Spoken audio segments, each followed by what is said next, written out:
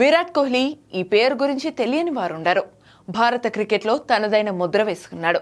సరిగ్గా 17 సంవత్సరాల క్రితం విరాట్ తొలిసారిగా భారత్ క్యాప్ను అందుకున్నాడు. దుంబుల్లాలో శ్రీలంకతో జరిగిన వన్డేల్లో విరాట్ కోహ్లీ గౌతమ్ గంభీర్తో కలిసి ఇన్నింగ్స్ను ప్రారంభించాడు. కొన్ని అద్భుత ఆరంభాలు తర్వాత విరాట్ వన్డే జట్టులో తన స్థానాన్ని సుస్థిరం చేసుకున్నాడు.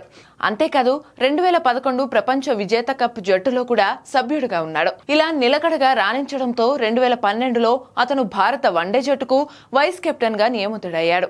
అయితే జూన్ 2011లోనే వెస్టిండీస్తో జరిగిన టెస్ట్ మ్యాచ్ లో అరంగేట్రం చేశాడు. కానీ అక్కడ ఆశించిన స్థాయిలో రాణించకపోవడంతో తన తొలి సిరీస్ తర్వాత విరాట్ టెస్ట్ జట్టులో స్థానం కోల్పోయాడు.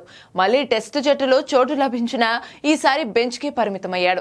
ఆ తర్వాత ఆస్ట్రేలియా పర్యటనకు వెళ్లాడు. కానీ ఆస్ట్రేలియాతో జరిగిన మొదటి 2 టెస్టుల్లో విరాట్ దారుణంగా విఫలమయ్యాడు. కేవలం 40 పరుగులు మాత్రమే సాధించాడు. దీంతో అతని పేలవమైన ప్రదర్శన తర్వాత సెలెక్టర్లు విరాట్ ను ప్లేయింగ్ 11 నుండి తొలగించాలని చూశారు. కానీ captain MS Dhoni, vice captain Virender Sehwag Virat కు మద్దతు ఇచ్చి అతనికి మరో అవకాశం ఇవ్వడం ద్వారా అతని టెస్ట్ కెరీర్ ను కాపాడారు.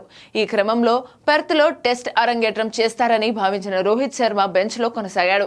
ఇక ఈ విషయం గురించి సెహ్వాగ్ మాట్లాడుతూ 2012లో పెర్త్ లో కోహ్లీకి బదులుగా రోహిత్ శర్మను ఎంపిక చేయాలని సెలెక్టర్లు కోరుకున్నారు. అప్పుడు నేను వైస్ కెప్టెన్ గా, ధోని కెప్టెన్ గా ఉన్నాము. అప్పుడు మేము కోహ్లీకి మద్దతు ఇవ్వాలని నిర్ణయించుకున్నాము. ఆ టెస్టులో కోహ్లీ కఠినమైన పెర్త్ పిచ్ పై 2 ఇన్నింగ్స్ల్లో 119 పరుగులు చేశాడు.